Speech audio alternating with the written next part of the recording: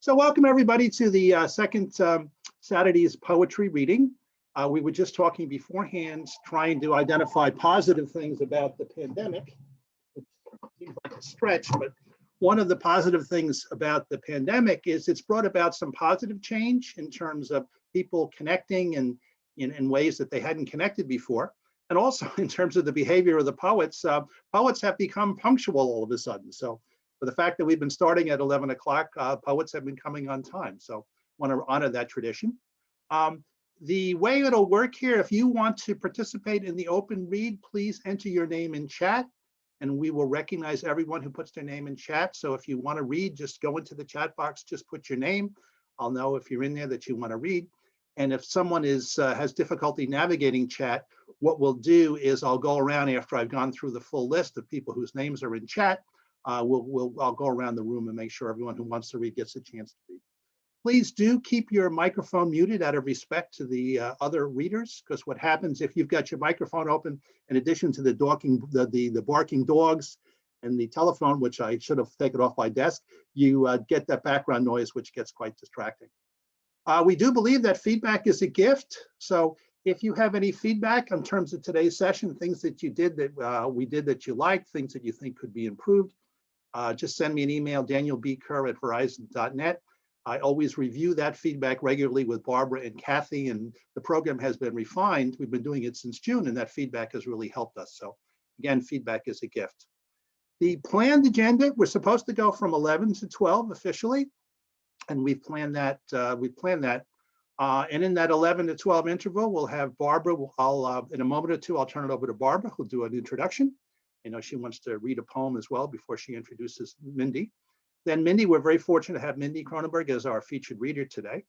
Then we'll do the open read, and then we're going to call back Mindy for an encore, and then Barbara will make some closing remarks as well. The program, I know you're here to listen to poetry and to read your poems and not to be converted or evangelize. This is not an opportunity for evangelization, but I did want you to know that the poetry series is one of several outreach programs that we do at All Souls. All Souls, the historic church in Stony Brook. We have our doors open every day. And when we have our doors open every day, one of the things we encourage people to do is to feed the hungry in the area. So if you go up in the left here, you'll see that food which is left in the church, we take directly to once a week to St. Gerard of Mejia in Port Jefferson. They have a huge food kitchen there. They feed hundreds of families. Going down just below the woman with the shopping cart, during normal times, we do concerts in the church called the Saturdays at 6 concert series. We had to suspend that one, and we concluded that you really can't do a concert virtually. It's just not the same. So I look for the day where we can resume concerts in the church. Going along the bottom row here, we also do Gregorian chant, music of Taizé, once a month as well. Come into the church, it's mystically lit. There's no structured program other than the beautiful music of the monks chanting and the music of Taizé. You'll recognize those two handsome people on the bottom there. That is the actual ceremonial passing of the twig when Barbara Southard assumed her throne as the poet laureate of Suffolk County. And in normal times, we do the poetry in the church. We've been doing it virtually since June, and it's worked out well. And one of the things that we've learned is our attendance has more than doubled. So people like Gladys Henderson, we're fortunate to have her again with us today. There are people who couldn't make it up our big stairs who are now joining us. There are people like James from North Carolina who is joining us. So the fact that we've gone virtual, actually, it's turned into a plus, and then more people participate. Since we last met, we've added a new outreach program. We now do an interdenominational rosary actually every week. Every Wednesday we do that. People often think of the rosary as something only Roman Catholics do, but actually Native Americans, Muslims, Hindus, Buddhists, Anglicans, all sorts of people do the rosary. And we've added that. We had that first time last Wednesday. It was very well attended. Also, our mission statement is we meet people wherever they are in their spiritual journey. So we're also fortunate that we have Rick Stadler, interesting combination. He's a South American Indian from South America on both his parents' side and his mother's side. He's a chiropractor. He leads Native American drumming for us once a month as well. And then last, I'll just finish off up in the top there. You see those 4 attractive people there. Once a year, we do the annual Souls for All Souls 5K race or 2K walk. And every year, Barbara Southard hosts a group of poets who participate in that, which we call the Live Poets Society. So we look forward to that. It'll be in late September. All the proceeds from that go to make the church handicapped accessible. So again, it's my pleasure to welcome you. And at this point, Barbara, I'm going to stop sharing my screen, and I am going to turn it over to you. Barbara, all yours.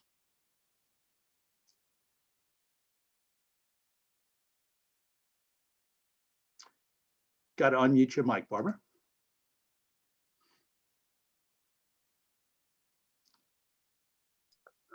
There you go. Okay, now I see all of your wonderful faces. Just let me get organized on my screen here. Take a sec.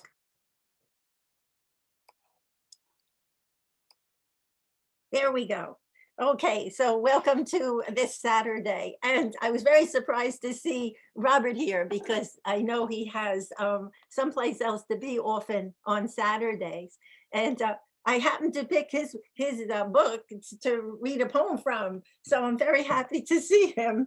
That was a big surprise. And so the poem I chose is called Lady Blue Morpho. I saved you once from the crush of death, from rubber ridges of New Balance soles of children romping in the playground, not too far from your cocoon. I sat by the lake on a bench made of trees early that summer, missing you until that humid Wednesday when I felt you close to me again, when I felt you on my shoulder. I knew it was you by the titillating tickle, a tickle that would return each day, but not for long before it disappeared. Disappeared only to appear again one overcast day, that blue Monday, when my eyes opened to a murky lake from a tingle on my wrist, that fond, familiar tickle.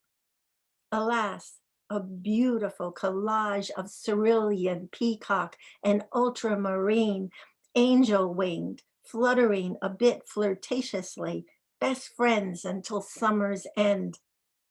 Every summer since, I await the first sweat bead, the sensation of raised hair on my wrist, that bracelet of memories on your very spot, the impression that will remain mine in time. Unpredictable, yet ageless, Lady Blue Morpho. And that's Robert's poem from his book. That's beautiful, Robert. And now it is my great pleasure to introduce Mindy Cronenberg. Mindy, I met Mindy a very long time ago. I met her when she was teaching a workshop at the Babylon Arts Council, and I had just ended up working tremendously long hours every day, and I finally could go to a writing workshop. And so I have a special feeling for Mindy. Mindy is a widely published poet, writer, critic, and professor of writing and the arts at SUNY Empire State College. Her work has appeared in hundreds of print online journals around the world, in numerous anthologies and video recordings, and has been featured in art exhibits at galleries and museums. She's the author of Dismantling the Playground, a poetry chapbook, Images of America, Miller Place, a pictorial history, and an illustrated book of poems called Open. She is also the editor of Oberon Poetry Magazine and Bookmark Review. Please welcome Mindy Cronenberg.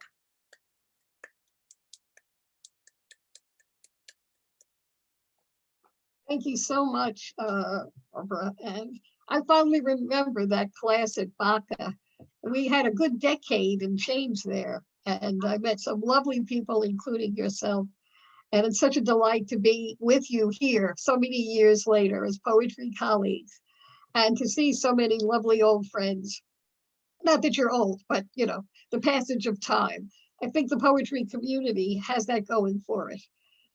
It's nice to go through life with so many of you. I'd like to start with a poem from the book that was mentioned, Open. It was illustrated by Kate Kelly, who's a Northport artist and fine poet in her own right. That's her illustration right there.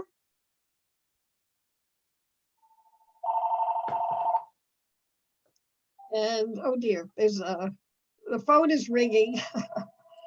So I hope you can bear with me. Yes, please.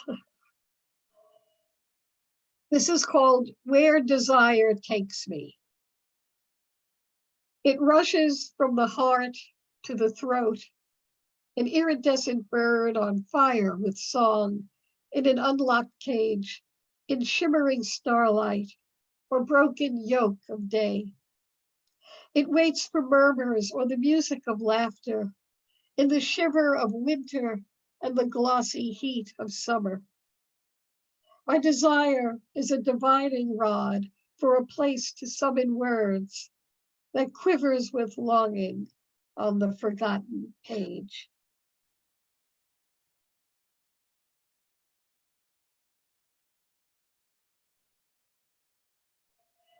Archaeology.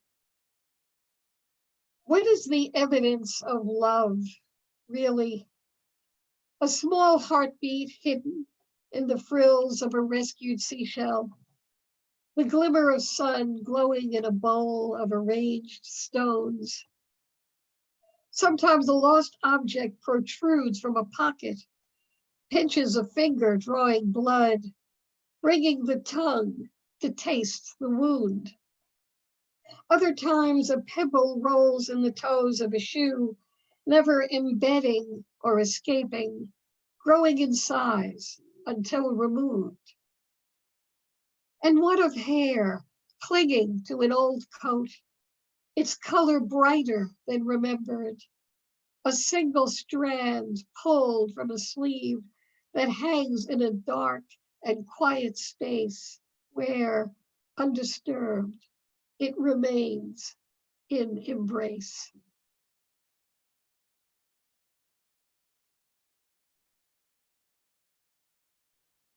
Truffle butter.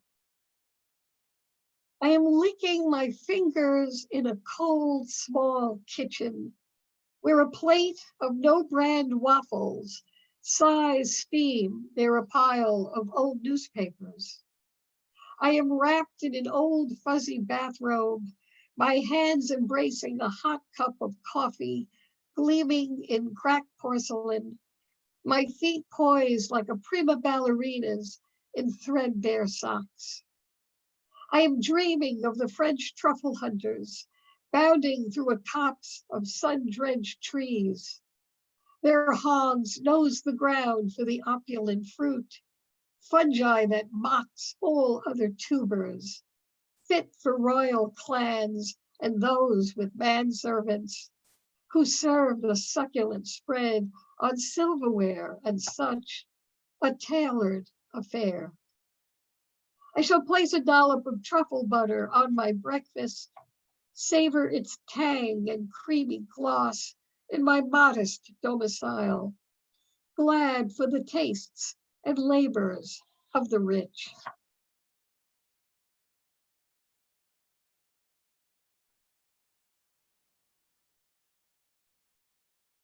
Arborvitae.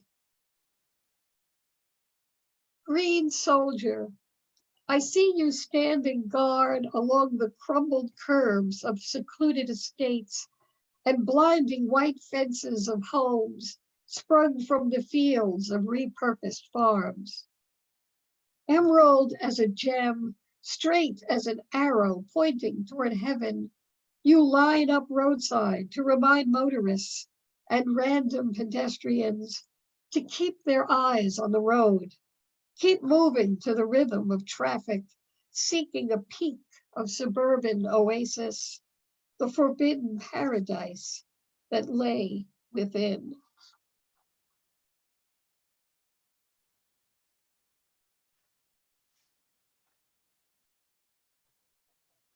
And this is my personal obsession. Perhaps you can relate.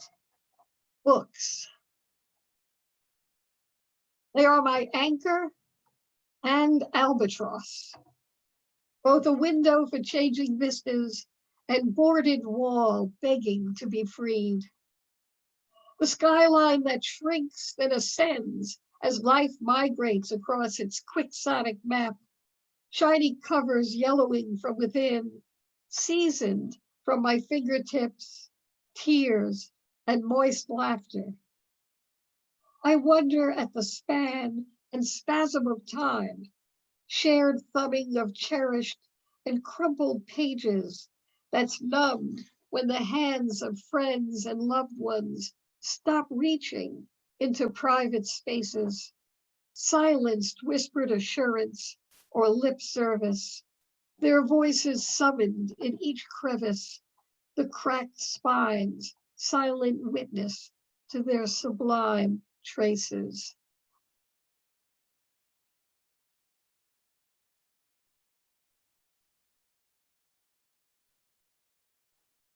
I've done a lot of ekphrasis work, which is poetry that develops narrative from visual art, and have been fortunate to be part of exhibits in museums and galleries.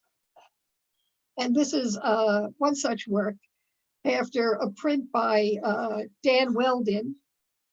And this is, if you can see it, it's an abstract depiction of the cold. And this is what it summoned in me. Glacier, after a print by Dan Weldon. Locked in a chamber of ice in my dreams, I see the world through a prism of cold, my breath of muted music on its panes, untold songs in its frozen, gleaming statuary. How old are its tales of survival, rising from the sea, cracking the air with epic journeys glittering in ice? What will become of this lozenge of grandeur, numbed into silence, a shivering specter? And as we awaken, all of our quivering voices drowned by chilling indifference.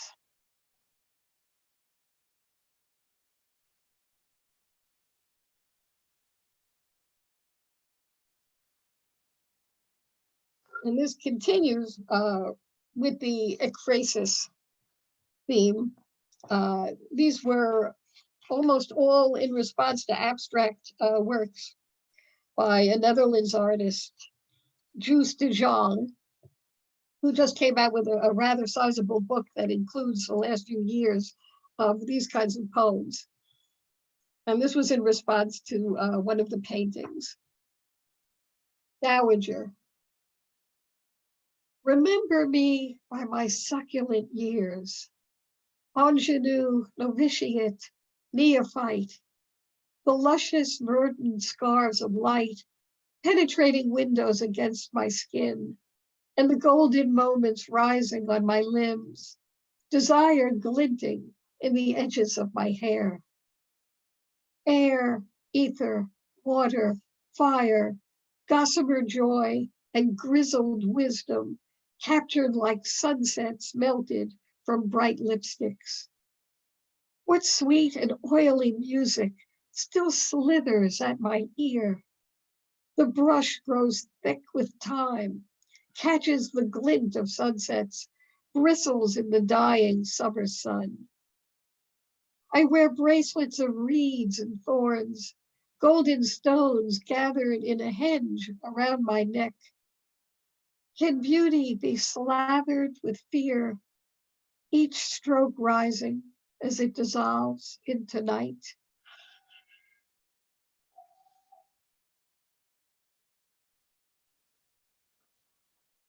And this one was actually in response to a video, kind of an abstract video of water, of light reflecting on water, with some sounds thrown into it that could be interpreted almost any way. It wasn't actually music. So what I pulled from that was Siren Song. Can you hear my quick silver lullaby glimmering on the water's surface?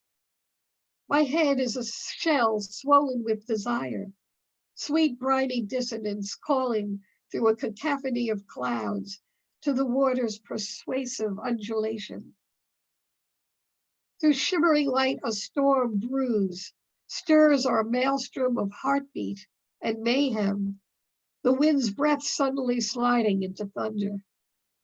We collapse in a bubbled plume, cocooned in the brackish depth of waves, until all you knew of childhood dissolves, the life that lured you to the open seas, bright horizons tunneled into dark, the small insistent voices from the past, shrinking to the curious silence of release. And this was in response to a painting by Cézanne. There were 3 peaches on a plate and some odd little strange piece of fruit towards the rear that I couldn't make up my mind what it was. And for some reason, I identified with that strange little piece of fruit. I saw my identity in that. So this is called Still Life with Ego. I'm the avocado in the corner, or perhaps I'm a prickly pear. Just outside, the 3 peach embrace, robust, rotund acrobats, poised in a zoptic pyramid. Basking in Cézanne's still life platter, part of the fruit bowl, yet always the outsider. My green shadow to their golden glow, my reptilian hide to their gossamer skin. Witness, tag along, solemn bystander, misshapen oval near the luminous trio. My edges are softer, a smudge of despair. My puckered hide, hiding my fear.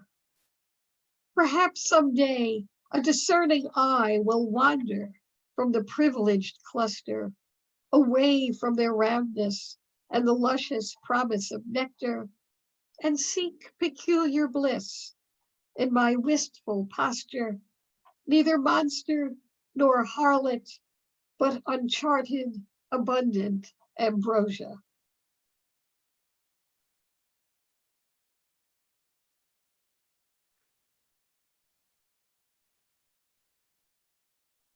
And of course, I think a lot of us came up with COVID poems or things having to do with that isolation. We had a talk before we went on the air. And this was the result of thinking about that. Yearning for a tea party in assisted living. It's been so many years since a rabbit engaged her, pocket watch ticking a hurried rhythm, her eyes widened for adventure, the tumbling down tunnels and emergence towards a welcoming light. The clatter and clink of dishes and cutlery now bring a timed music with a knock at the door. Pedestrian fare for her tray table. The masked voices of the hallway disappearing as the door closes. At 90, the walls of her room shrink around her limbs, brightly studded with photographs of children, the smiling faces of familiar adults, and the television muttering day and night about staying inside, staying distanced, staying safe.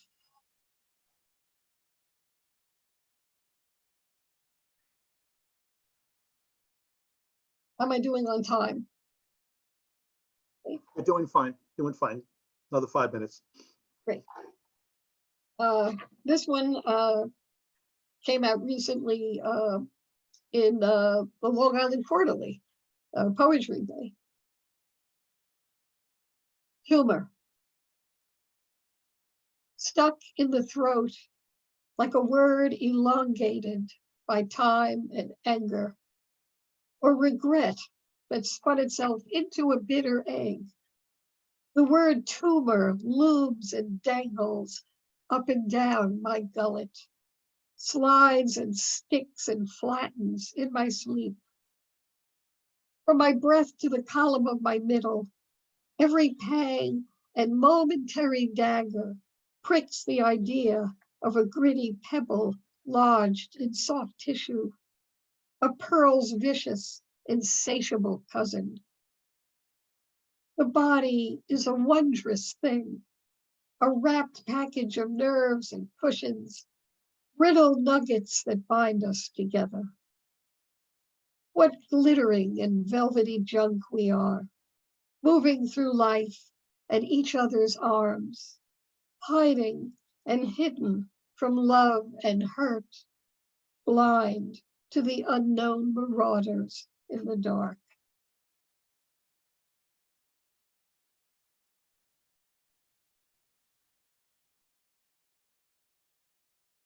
Intruder. It's just not fair that at 3 a.m., as I stir from an accidental nap in bed that began at the monologue of a late night show and kept me from turning the ashen pages of the newspaper to the very end, that as I opened my eyes, I became aware of a flying thing spiraling and buzzing over my head.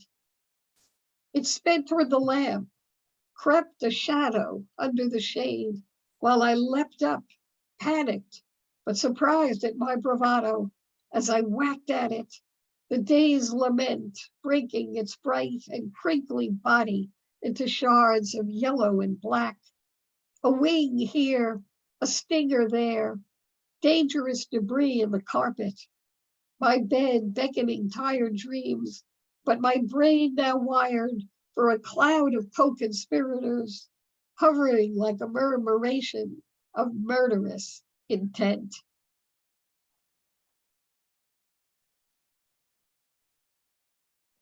And I have one more. That'll be fine. And I want to end with this because I just became a great aunt for the second time. Yay. And this is actually about the mother of my great niece, my original niece, who I can't believe is grown up now. And this is, I wrote this for her from my chapbook when she was born and she was discovering her voice. Laura talking.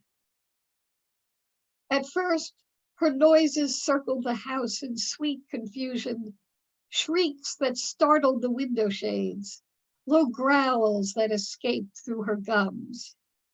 Yet in 5 months' time, here are these sounds rising around her like small painted birds with exotic plumage. How the eyes and nose and lips wrinkle their way toward words. Her voice is a just card flute, releasing notes that flail and flutter and dip and dive with just a trace of brightly colored feather. This carousel of sound sends rainbows around the room, speaks to us in light more divine than any stained window or heavenly lens. And oh, one day, when her mouth bends in that miracle of recognition, excuse me, a strange new creature will appear, a sound so beautiful to the ear. She will say her own name. Thank you.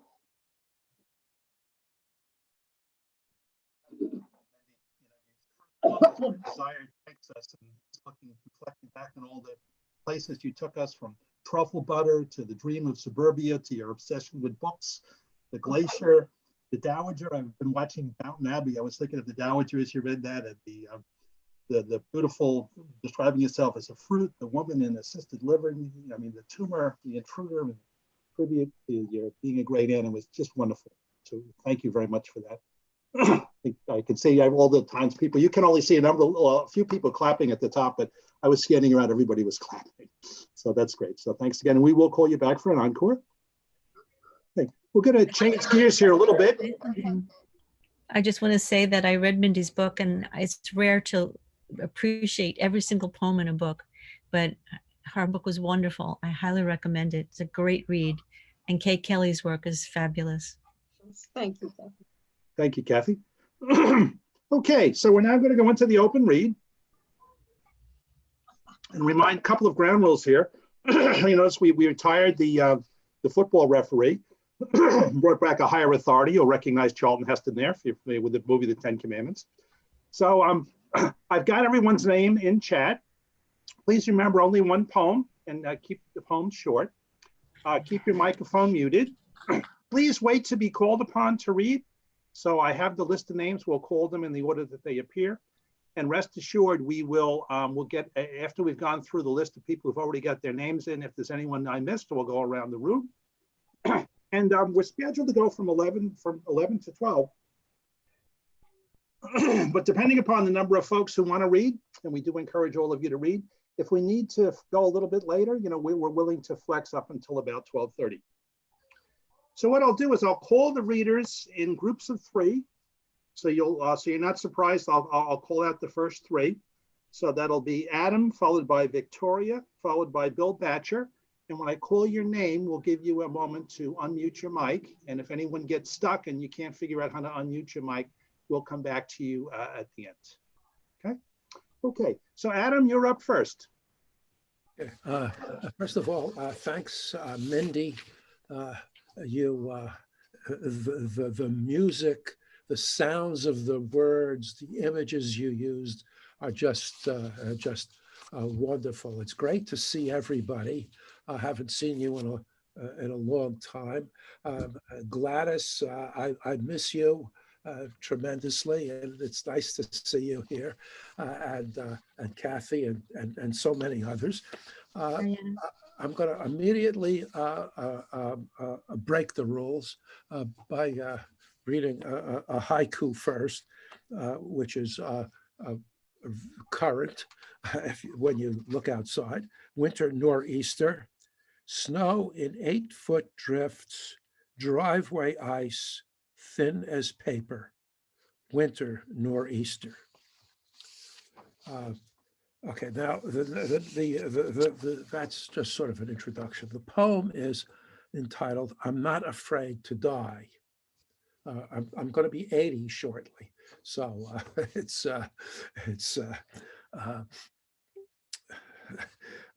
I'm not afraid to die. At least that is what I tell myself. An afterlife? Who knows? It would be nice, but I certainly don't want to meet my parents. I've had enough of them. Been there, done that. Anyway, what would I say? Basking in God's light would be better than just having my body disintegrate. A euphemism for decay. The worms crawl in, the worms crawl out, the worms play pinochle on his snout and join the chemicals of the world. Composting sounds better. At least I'd enrich the soil. If that happens, cemeteries are the richest farmland. Just dig up the tombstones and plow it up, then plant something good, or even better. Let it be, and in time, a long time, what's the rush? A forest will grow. I'd like to enrich a forest. Now that's an appealing idea. Thank you. Thank you, Adam. Okay. Hey, on to Victoria. Hi, I'm going to read from one of my chapbooks. This one is The Feminine Voice. And this poem is called If Only a Poem for Mother's Day. All I have is this flat, lifeless photograph of you, frozen in shades of black and white, imprisoned by this wooden frame, like a window looking out on the past. You on the other side behind the glass 50 years ago, wearing a light gray dress and a shy smile in front of a garden gate. If only I could press a button and unfreeze the frame, unlock the reel, so you would animate like an old silent film. I would watch you tend the garden beyond the gate, smelling the gray roses, pruning, watering, happy. Perhaps at the end of the film, as the reel runs through to its end, you would catch me in the corner of your eye, turn and smile with delighted recognition, raising your gray arm, waving hello, waving goodbye. Thank you, Victoria. That was wonderful how you brought that picture alive. Okay, on to Bill Batcher. Okay, thank you. Tomorrow is Valentine's Day. And so this is called Love Knot, and knot is spelled K-N-O-T. And it's a guzzle that appeared on the guzzle page back in 2008. A lot of love is not love. Kids have tot love. Youth has hot love, 1,000 kilowatt love. Has age forgot love? Why boycott love? Who cannot love? Liebken, polyglot love. Cupid, shot love. Vegas, jackpot love. Misery begot love. Whiskey, bloodshot love. Romantics, plot love. Arthur, Camelot love. Poets seek what? Love? Out damn spot love. Rorschach, inkblot love. Fritz Lang, robot love. Forget me not love. Bill's glad I got love. Thank you. Wonderful, wonderful, Bill, and so timely for Valentine's Day and all those different definitions of love. Thank you so much. Okay, we're going to go on to our next group of three, and it's going to be Linda, followed by Judy, followed by Barbara Bianca. So Linda, over to you. It's good to Thank hear one of our Northport poets. Thank you. This is called I Happen to Be Standing After Mary Oliver. I don't know where my dust goes or what it does. Does it travel to movie sets, become part of the ice on planet Hoth? Does it get stuck to a dandelion seed and coast to the breeze to Hawaii? Or to the heels of Harrison Ford as he flies to the rescue? To the streets of the Sudans where it carries the peace that passes all understanding? I know I can go anywhere, run my fingers through the dust and scoop up the road to Emmaus, the writing that held the stones back, the sunlight on Stonehenge, the strongholds of Sherwood Forest, the ashes of tower ghosts. I can run my finger through the wings of Amelia's canary. While I was thinking this, I just happened to be standing just outside the cabin, notebook tucked, the light filtering through the pines, tickling my nose with its heady scent, falling on an early morning trout lifting his fins toward breakfast. He left a trail of bubbles, awake, and then he slipped from sight, gliding over the stones in the lake. He was joy-soaked. I don't know why, and yet why not? I would never tell you to stop dusting or to start, but I thought of the trout leaping, the salty spray of Atlantic beaches, the call of the great horned owl, the dropped stones, and I was ever so grateful for dust. Thank you. Thank you, Linda. That's, I guess we would call that magic dust. So thank you for that. Okay, over to Judy. Hi, so good to see everyone. Thank you, Mindy. That was amazing. Thank you, Dan. Thank you, Barbara. Thank you, Kathy. Such a great way to start the weekend. So in honor of St. Valentine's Day, tomorrow is actually the 38th anniversary of our first date. So this is for Paul. And yes, he loves this poem. Acoustically challenged. It's possible he's lost his hearing. Hard to say if he's deaf. So I employ patience, repeat things, twice and wait for a response, a reaction, something. When I get nothing, the third time becomes a shout. Lo and behold, a miracle occurs. His cochlea, eustachian tube, and stirrup work. His hammer hits anvil onto his tympanic membrane. His eardrum reverberates sound, and glory be, he can hear. Perhaps he thinks I suffer a similar affliction because he yells, "I heard you the first time." I whisper a suggestion that in the future he respond, even with a grunt, so I know he heard me. In a lower whisper, I suggest a visit to an audiologist, a light comment that hearing aids these days are small, nearly undetectable, and a second shout, "I'm not deaf." And I wonder if that's true, and perhaps there's a switch he controls for selective hearing. Thank you. Thank you, Judy. That was great. Okay, over to Barbara. Barbara B. Good morning, everyone. And thank you, Dan and Barbara and Kathy and Mindy. That was just really, really beautiful. You can all hear me all right? Everything good? This is kind of a pandemic Valentine poem. What was left behind? Ephemerata. Exquisite dragonflies and mayflies get their wings after years submerged as swimming nymphs, and for a brief moment find a mate on winged love. So too, the two of us, old fools, ever searching for perfection, underwater in fathoms of want. Emergent wings fly to a passion unmatched. I find a shirt you have left behind, a cocoon, but time slipping through stiff fingers, seasons change for every winged creature, our hair turning white.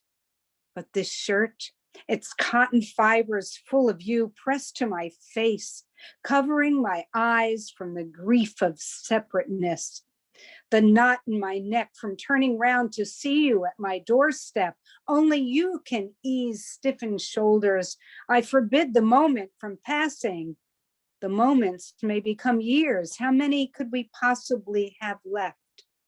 Like the graceful ephemerata, the shirt still holds a moment of you. I wait until it's in tatters. Thank you, Barbara. That was beautiful. Okay, our next group of three would be James from North Carolina, Dr. Richard, and then Nan. So James, starting with you. Okay, can you hear me? Yep, we can. Okay, it's a rainy day in Carolina right now. I don't know about the rest of you people, but okay, this is about the Valentine, and it's called God Composed My Wife and Did Design. I said, God composed my wife and did design, by him made and became my Valentine. Wonderful morning had been breaking, my breath away her beauty was taking. Many years together we would live, all my love and affection to her give. While so caring she always was to me, ideal husband I had turned out to be. Beauty can be found in eye of beholder. We will gain many years and grow older. Her love meant to be like a lovely bloom, blowing and blowing throughout my room. Thank you. It's beautiful, James. Please give our best to Father Farrell. Will do. Thank you much. Okay, and now we're over to Dr. Richard. Okay, can you hear me? Okay, this is a love poem for Valentine's Day. For Susan, Dawn Ferry at Orcas Island. You threw a jacket over your nightgown. I struggled in darkness into jeans, and we rushed onto the Widow's Walk to watch the ferry approach. Orion dominated the dawn sky, is built a trio of stars. 2 tiers of light, silent on night water, floated toward the pier. Across the channel, firefly lights flickered in the dark forest racing toward the ferry slip. You stood by me, watching the gathering dawn extinguish the stars in tones of rose, and red Madrona burst into flame. A voice announced through a loudspeaker, cars leaving for Lopez Island now board, and crows appeared, sounding the call to prayer from their high places. Heeding their command, we returned to bed, the temple of our love, tasted the power of Eros in celebration of the day. Beautiful, Richard. I never thought of crows in such a way. Beautiful love poem. Thank you. Okay, so next up is Nan.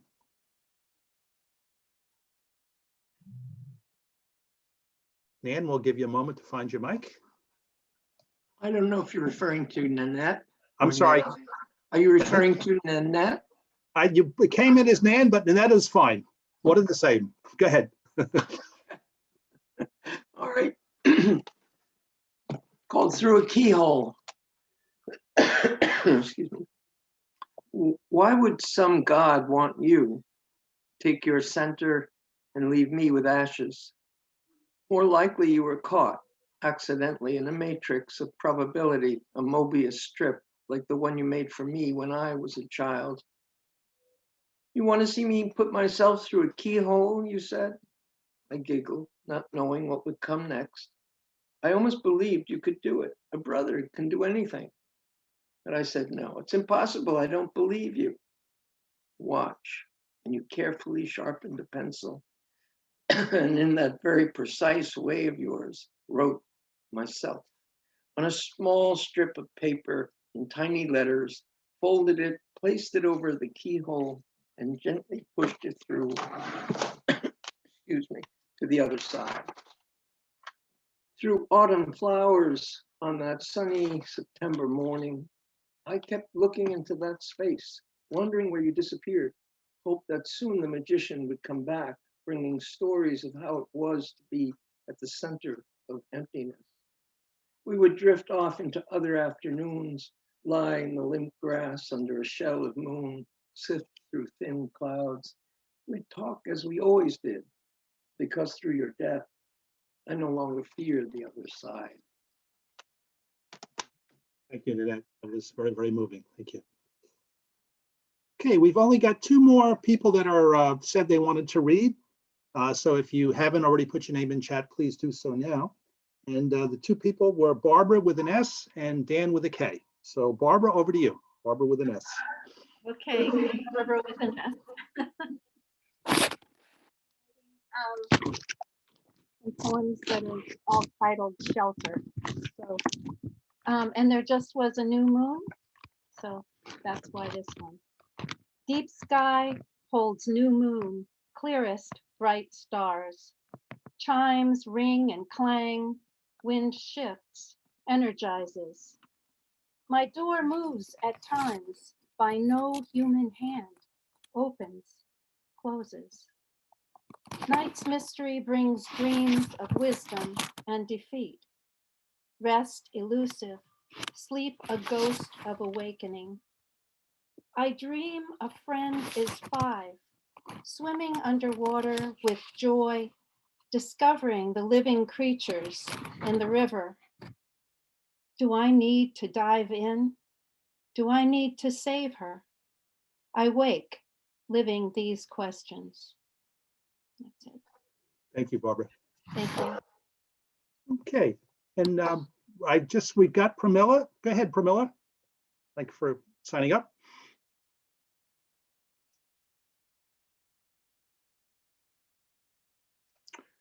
Really, you just have to unmute your mic. Thank you, Mindy. That was a lovely reading. This poem is called Against Erasure, and the epigraph reads, Next Year in Cochin by Nathan Katz.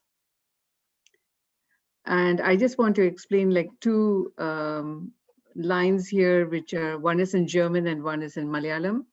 And you'll sort of get to know in the context of the poem. Years ago, I had left Cochin and I returned when its name changed to Kochi. Her Jewish people are a fine lacework as waves recede. If you find a jawbone in the new foundation, please return it to the rightful owner for reburial. Ich habe überall gesucht. I have searched everywhere, yells a young woman cycling hard to keep up with her partner. Maybe they are looking for a particular restaurant. But the German grates eerily against the refrain, any Tirtha Dinam, celebrating the count of days of British departure from Palestine in 1948. Someone says, we are lucky to have a minion, so we join the service. On my way, a shopkeeper begs, you will look beautiful in the scarf, auntie. I bark, do I look like your auntie? I do the touristy thing. I buy a thumb length of lace for $200 because I believe it is the last of its kind made by 2 octogenarian Italian weavers. I imagine a bride wearing their artwork, serenaded by percussion, cymbals, and pipes. My bones are as creaky as those ferry boats, someone complains, tired of repeating his story. I ask him why the Chinese tiles in the Paradesi synagogue show ships with ballooning sails, the pandemonium of commerce. Those are holy too, he says. I recall, Sarvam Kalvidam Brahma. Everyone is Brahman. We are racing against time, intone anthropologists, archiving every letter and coin, for memory is unreliable. My eyes hungrily scan fragments of memory mixed with the present. I know when the ferry drops me off on the opposite shore, words will evade my pen. Our eyes take in only so much to trace the visible, grasp the ineffable. Thank you, Pramila. Well done, beautiful. Okay, so we've just concluded, last week was the Super Bowl, so the football season is finally behind us. And now those of us who are hockey fans, kind of the hockey season begins in earnest. And this poem is called 1940 Nevermore. And if you're a New York Ranger hockey fan, you'll get the gist. So 1940 Nevermore. There are times when a sporting event is more than a game. The fights between Max Schmeling and Joe Louis on the eve of World War II. Muhammad Ali knocking out Sonny Liston and declaring, I am the greatest of all time. Willis Reed limping onto the floor of the old Madison Square Garden and inspiring the Knicks to beat the Lakers in Game 7 and their first NBA title. Jim Valvano and the boys from North Carolina State defeating the heavily favored Houston Cougars in 1983. Bobby Thompson's shot heard round the world that beat the Dodgers in the playoffs, and the radio announcer shouting repeatedly, the Giants win the pennant, the Giants win the pennant. And then there was Bill Mazeroski's home run in the bottom of the 9th inning that toppled the mighty New York Yankees in the 1960 World Series. There was Johnny Unitas and the Baltimore Colts defeating the New York Giants in overtime in what has been called the greatest football game ever played. And Joe Namath and the upstart New York Jets shocking the world by defeating the heavily favored Baltimore Colts in Super Bowl III. Herb Brooks and the group of college kids performing the Miracle on Ice and vanquishing the mighty Soviet Union hockey team at the 1980s Olympics in Lake Placid.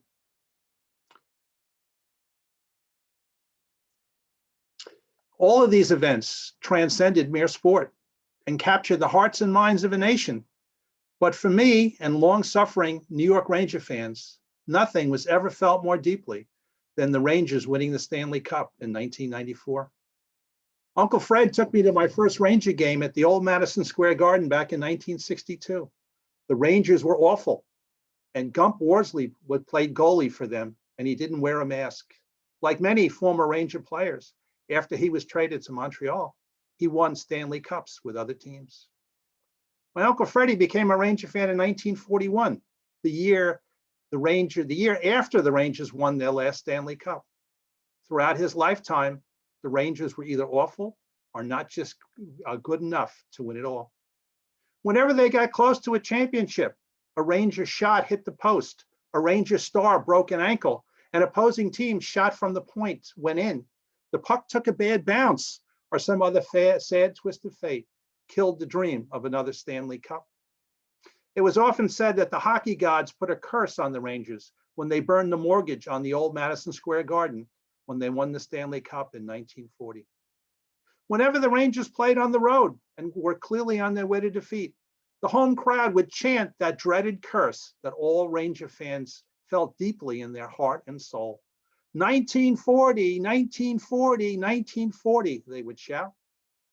Uncle Fred died in 1993, the year before the Rangers put it all together, and Mark Messier hosted the Stanley Cup at Madison Square Garden, that wondrous day in June of 1994.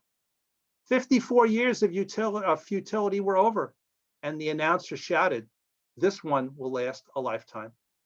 At the ticket tape parade for the Rangers in Manhattan, several old fans held up signs. "Now I can die in peace," they said. After attending the parade in Manhattan, I purchased a Stanley Cup banner and planted it atop Uncle Freddie's grave, and sent copies of that picture to all my other older brothers that Uncle Freddie also took to their first Ranger game. When the players received their championship rings, there was an inscription inside each one. It had 1940 with a slash right through it. The Rangers have come close a few times since 1994, and their seasons since have often ended with playoff losses in games they should have won.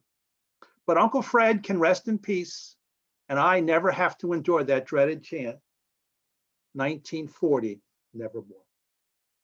Thank you. Okay, so that concludes, thank you. That concludes the folks that I've got listed who wanted to read. Was there anyone I missed? If so, you can just wave. Yep, okay, Kathy wants to read. Go ahead, Kathy. Take myself off. So since we have the time, I'm going to read a very short poem.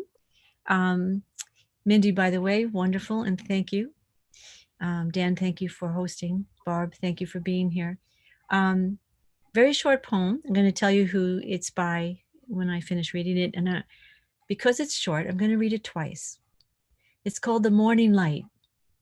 In the morning light, a line stretches forever.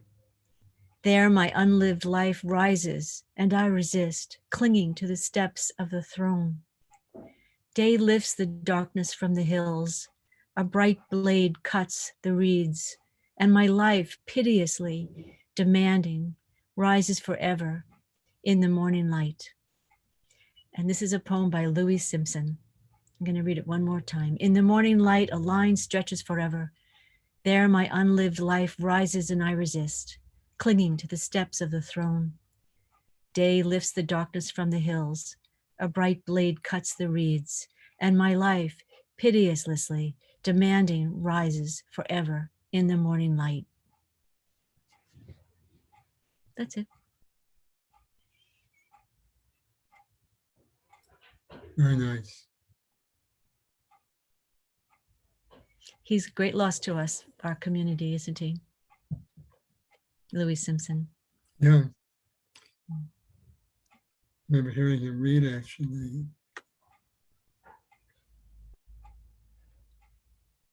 Good friend to Gladys, I know. Did Dan disappear? Barb, I think you can conclude then. All right. Gladys, did you want to read? Gladys, I see Gladys Henderson is with us. Did you want to read? Gladys, you got to come off mute if you do. Okay. Gladys, you're still on mute. Gladys. Okay. One more chance for Gladys. Gladys, you got to come off mute. Yeah, she's in trouble. Okay. We'll come back to her maybe a little bit towards the end. Okay, anyone else? Okay, so let's welcome back Mindy for an encore. Mindy? Yep. Thank you so much, and thank you, Sorry about that. everybody. That was just delightful. This was written after being witness to a 5-year-old's visit to the Natural History Museum in New York, which I spent my childhood in. And so I was reliving some of the thrill, also as we do in poetry, witnessing the revelatory and the amazing adventures of others. Little Explorer. On your first trip to the huge museum with its arms outstretched along rows of majestic marbled steps and golden banisters begging the grip of your flailing 5-year-old hands, you ran through centuries of humans draped in skins and tunics, huddled in caves and huts, tribes poised for the hunt with wolves lured by campfires. Then trip backward into dinosaurs with bony necks and undulating tails, raised with plates and stakes to swing at predators, fanged and saber-toothed. Primitive boy, you leapt, alarmed, growled and swung your fists at their shadow, bared your baby teeth, howling as you raced from their footfalls, and fell into the stars, veering along the Milky Way. The gravity of dreams called you to planets that danced over your bed. Your orbit slowed and stilled in your father's arms. Mindy, that was wonderful. Thank you. Barbara Southard, back to you.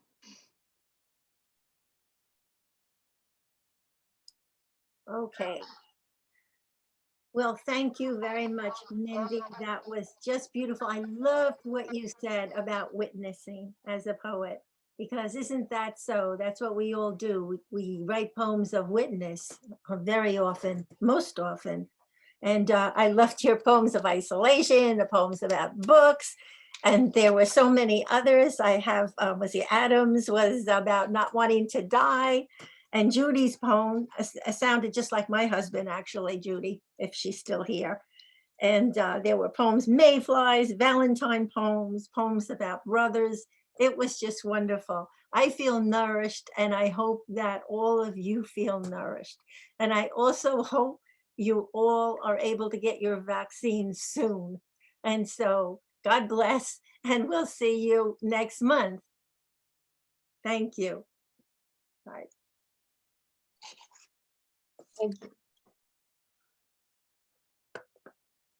Next month, we have the poet will be Thomas Brinson. We look forward to Thomas's reading. That'll be on March 13th. Great. Okay. So thank you, everybody. Barb, anything else you want to add? No, that's it. Have a good Saturday. Okay. So I'm going to stop recording here, and Happy Valentine's, everybody. I'll leave the mic. I'll leave the set open here. I'll stop recording.